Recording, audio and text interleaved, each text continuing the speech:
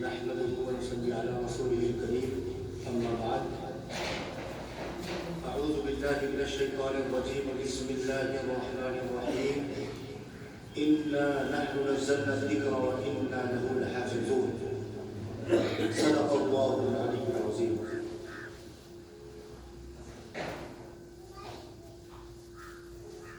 ایک بار ہم پھر آپ سبھی حضرات کو مبارکباد دیتے ہیں، خاص طور سے بلال صاحب کے والدین مبارکباد کی مستحق ہیں کہ اللہ تعالیٰ نے یہ موقع ان کو عنایت فرمایا. اور ظاہر سی بات ہے کہ اگر ماں باپ نہ چاہیں اور ماں باپ کے اندر دین کا جذبہ نہ ہو تو یہ موقع نہیں آ سکتا. انہوں نے اپنے بچے کو اس کے لیے چنا اور اپنے بچے کو اگرچہ زیادہ دور نہیں لیکن بہرحال گھر سے باہر بھیجا اور اس نے جو ہے تکمیل کی. جس طریقے سے ہم دیکھتے ہیں کھانا کھانے کے لیے بیٹھتے ہیں، دیکھا ہوگا کہ ہم نے اٹھایا لقمہ اور منہ میں رکھ لیا اور چبا لیا اور نکل گئے، لیکن ایسا نہیں ہوتا. وہ جو لقمہ ہم نے کھایا اور جو ہم نے چبا کے نگل لیا وہ ہمارے پاس کہاں سے آیا؟ ساری انسانیت کی محنت لگی تب جا کے وہ لقمہ ہمارے پاس میں آیا اور ہم نے اٹھایا اور اس کو کھا لیا اور ہم نے یہ سمجھا کہ ارے ہم نے تو دکان سے خریدا. آپ کو کیا معلوم کس نے بیج ڈالا، کس نے کھیتی اگائی، کس نے پانی لگایا، کس نے دوائیں ڈالی، کس نے کیا کیا، کہاں وہ کس طریقے سے پسا، پھر کس نے گوندھا اور کہاں وہ پکا اور پھر اس کے بعد آیا اور آپ نے اس کو اٹھایا. اسی طریقے سے جب کوئی بھی بچہ ہو یا کوئی مطلب کامیابی کی طرف ہو تو اس میں بہت سے لوگوں کی محنتیں ہوتی ہیں. سب سے پہلے تو خیر ظاہر سی بات ہے والدین ہیں، پھر اساتذہ ہیں، اور اس کے بعد اس میں جو جو لوگ اس کی مدد کرتے ہیں اللہ کے یہاں وہ اجر اور ثواب سے مستحق ہوتے ہیں. اور ہم پھر سبھی لوگوں کو مبارکباد دیتے ہیں کہ اللہ تعالیٰ ان سب کا کھانا قبول فرمائے. دیکھیے ہماری کوئی بھی بات ہو یا ہمارا کوئی بھی کام ہو، وہ اگر شریعت کی حدود میں ہے اور ہم نے اس کی نیت صحیح کر لی، ظاہر سی بات ہے کھانا سب لوگ کھاتے ہیں، سب کو بھوک لگتی ہے، سب کو حاجت ہوتی ہے کھانے کی، لیکن وہی اور پھر سوتے بھی ہیں، آرام کرنے کی بھی ضرورت پڑتی ہے. کھانا ہم کھاتے ہیں، ہمارا پیٹ بھرتا ہے، ہم کو سکون ملتا ہے، سوتے ہیں ہم، اس سے ہم کو آرام ملتی ہے، ہم کو سکون ملتا ہے. لیکن وہی کھانا اور وہی سونا اگر سنت کے مطابق کیا جائے تو وہی عبادت ہے. یعنی کھانا کھانے میں آپ کو ثواب مل رہا ہے، سونے میں آپ کو ثواب مل رہا ہے. تو اسی طریقے سے دین کے اگر حساب سے کوئی چیز چلی جائے گی اور سنت کے مطابق عمل کیا جائے گا تو انشاءاللہ وہ کام بھی ایسا ہوگا جس کی وجہ سے انسان کو ثواب ملے گا، حالانکہ وہ اپنی ذاتی ضرورت پوری کر رہا ہے لیکن اس کے باوجود اللہ کے یہاں اس کا اجر ہے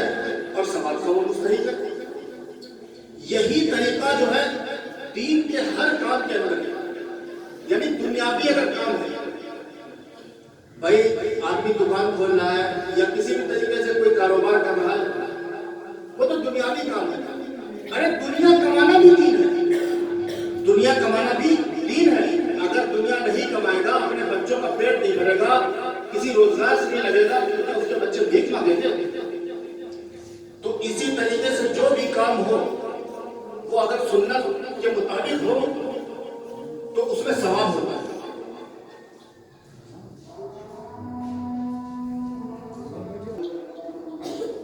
کہ اگر کوئی کام اس نیت سے کیا جائے، اللہ کی رضا کے لیے کیا جائے، تو وہ دنیاوی کام ہو یا کوئی بھی ہو تو اللہ تعالیٰ اس میں اجر و ثواب سے دے.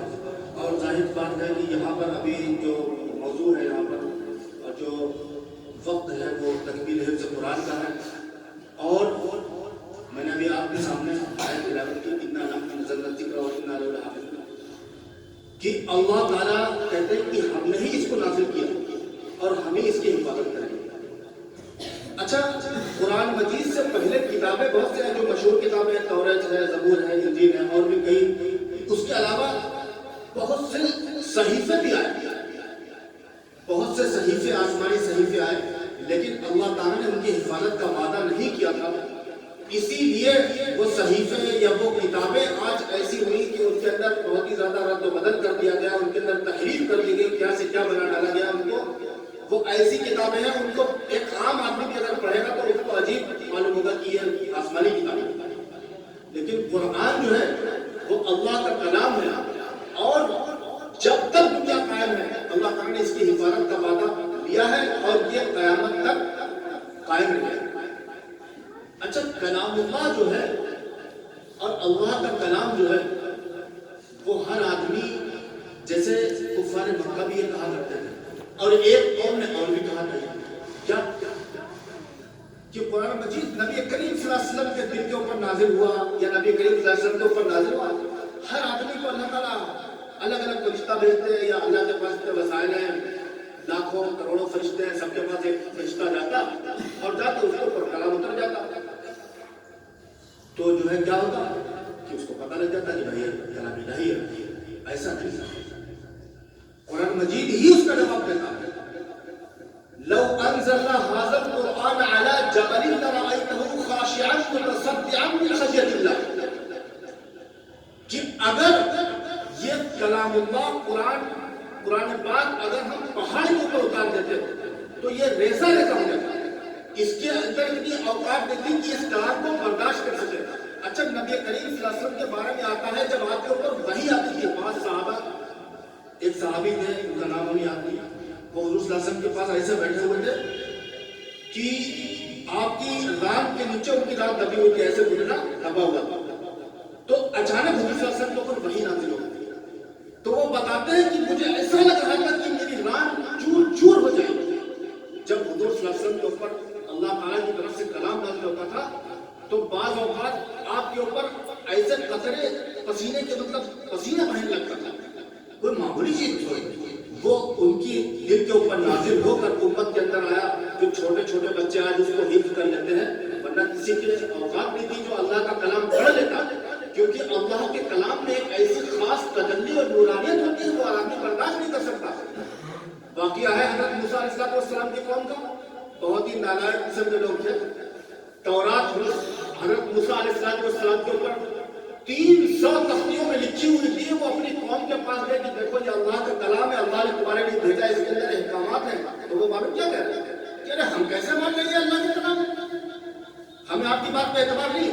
ہمیں تو آپ لائیو ملاقات کرائیے، چل کر اللہ سے 1 to 1 ملاقات کرائیے، تبھی ہم سمجھیں گے۔ انہوں نے بہت سمجھایا کہ بھائی دیکھو اللہ تعالیٰ کا معاملہ ہے، یہ بندوں کا معاملہ نہیں ہے، اللہ سے ہر آدمی نہیں مل سکتا۔ کہا نہیں، ہم مانیں گے، بہت ہٹ دھرم قوم ہے۔ کہا ٹھیک ہے، اچھی اللہ سے دعا کی، بہرحال گئے۔ جب اللہ سے دعا کی اللہ تعالیٰ نے پھر کہا قال لن ترانی ولکن انظر، یعنی آپ جو ہے دیکھ نہیں پائیں گے۔ اللہ کے مطلب اللہ کی تجلی جو ہے، یعنی اللہ تعالیٰ کو کوئی دیکھ ہی نہیں سکتا دنیا میں، اللہ نے کسی کو یہ طاقت نہیں دی کہ دنیا کے اندر اللہ کو دیکھ لے، لیکن وہ ہر طرف کون بھی انہوں نے نہیں ہم دیکھیں گے۔ ٹھیک کا ایسا ہے کہ ڈائریکٹ تو ہم نہیں، لیکن ہم فلاں پہاڑ کے اوپر ہم اپنی تجلی کا مطلب یعنی اللہ تعالیٰ اپنی ہلکی سی جھلک ڈال رہا ہے، اور اللہ تعالیٰ اپنی جھلک ڈالے گا، اگر وہ برداشت کر لے تو دیکھتے ہیں۔ تو اللہ تعالیٰ جو ہے، اللہ تعالیٰ نے اس پہاڑ کے اوپر جب اپنی تجلی اور ہلکی سی جھلک ڈالی تو معلوم کیا ہوا کہ جتنے لوگ تھے پہاڑ تو وہ بھوسا بھوسا ہو گیا، ریزا ریزا ہو گیا، اور جو بہت ہی نمائندے تھے اس قوم کے 70 لوگ، وہ سب کے سب مر گئے۔ اور موسیٰ علیہ السلام کے اندر چونکہ نورانیت زیادہ تھی اور اللہ کے نبی تھے، آپ بے ہوش ہو۔ جب آپ کو ہوش آیا تو دیکھا ارے یہ تو سب مرے پڑے۔ اب آپ کو یہ ہوا کہ ارے یار قوم تو بہت بدتمیز تھی۔ انہوں نے کہا کہ اگر اب قوم کے پاس جائیں گے تو وہ کیا کہیں گے کہ دیکھ ہمارے آدمی کو ہم نے کہا کہ اس کو جو ہے دکھاؤ اللہ کو، اور آپ وہاں اس کو مرمائیں، یہ کیا ہے؟ تو اب موسیٰ علیہ السلام یہ سوچ رہے کہ ہم قوم کو کیا جواب دیں، تو آپ سے دعا کی اللہ سے کہ اللہ اگر ہم اس حال میں گئے اپنی قوم کے پاس تو یہ قوم کو ہمارے بالکل جان کو لے گا۔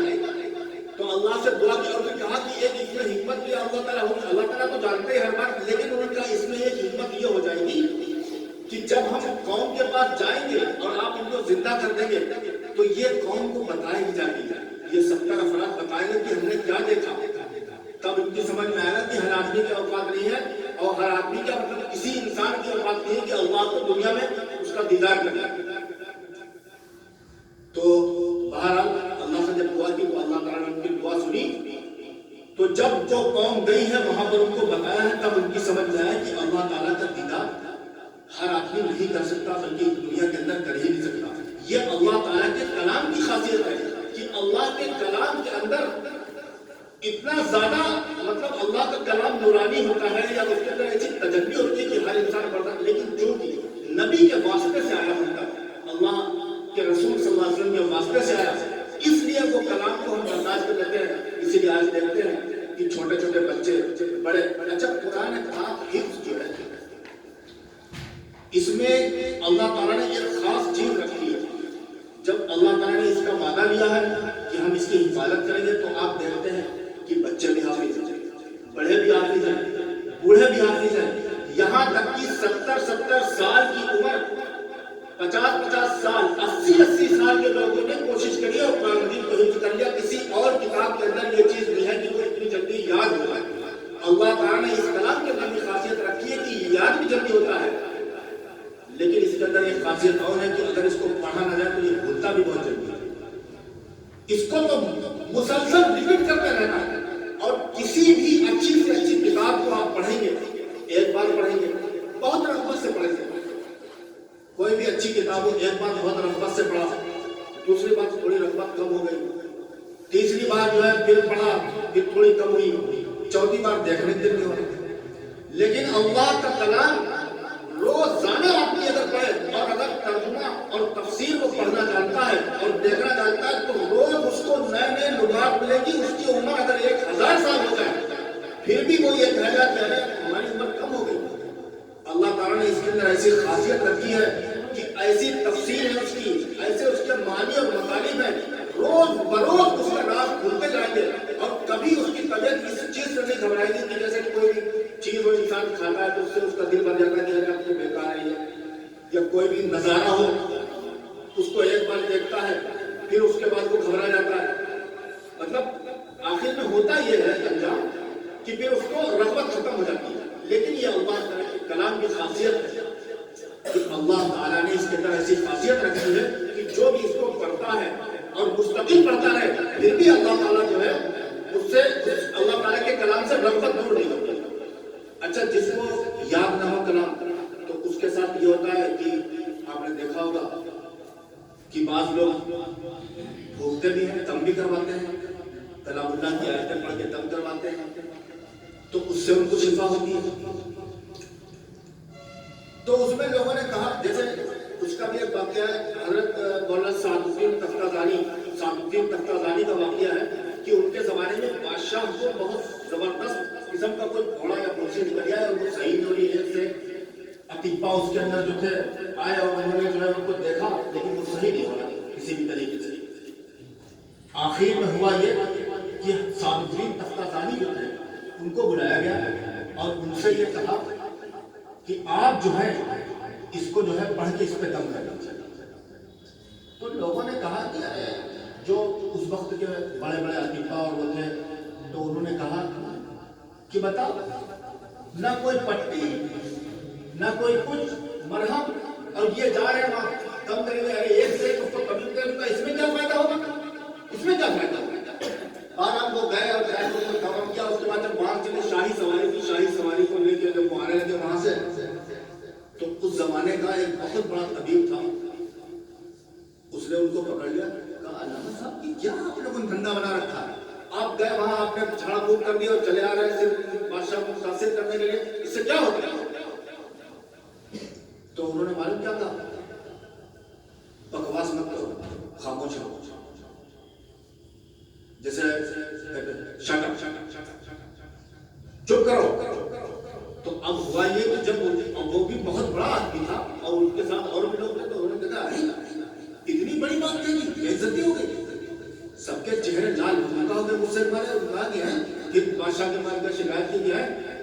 دیکھیے بادشاہ سلامت، یہ ایک تو پہلی بات کہ انہوں نے غلط بات کہی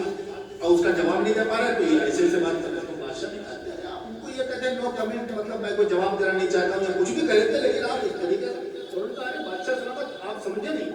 मैंने इनको इनकी बात का जवाब ही तो दिया. कहा ये कैसा जवाब है, आप उनको शटअप कह रहे हैं, आप उनको कह रहे हैं बकवास मत करो. तो उन्होंने कहा कि देखिए जब हमने इनको शटअप कहा और हमने इनसे कहा बकवास मत करो, तो जो ये खड़े हुए थे जितने लोग, इन सब के चेहरे गुस्से के मारे लाल भड़का. ना हमने इनके थप्पड़ मारा, ना हमने इनके कोई चीज मारी, लेकिन ये हमारी जबान ही का तो असर था जो इनके ऊपर हुआ. अरे जब हमारी जबान का ये असर है तो अल्लाह के कलाम का कितना बड़ा असर होगा कि अल्लाह का कलाम हमने पढ़ के दम किया, आप कह रहे हैं कि कुछ नहीं, तो ये कैसे हो सकता है. तो इस तरीके से अल्लाह के कलाम के अंदर अल्लाह ने खासियत रखी. बहुत सी बात लंबी बात हो जाएगी. अब जो है इसके बाद जो असल काम है अभी तकमील हिफ्ज़ कुरान होना है और माशाल्लाह ये आ चुके हैं सभी लोग. वालिद साहब भी मौजूद हैं, वालिदा भी नीचे मौजूद हैं. अब जो है बिलाल सल्लल्लाहु अलैहि वसल्लम की तकमील हिफ्ज़ कुरान होगा, उसके बाद चंद बातें यहाँ करके और उसके बाद दुआ हो जाएगा इंशाअल्लाह.